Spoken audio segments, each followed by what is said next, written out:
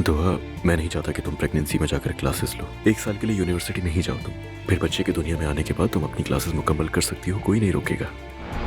अस्सलाम वालेकुम मरियम अम्मी। अरे मेरी जान, खैरियत तो है? क्या चल रहा है? मैं दुआ बेटी से बातें कर रही थी। मैंने एक और बात सीख ली। बिस्मिल्लाह। क्या हुआ बेटी? नजर लग गई है इसे।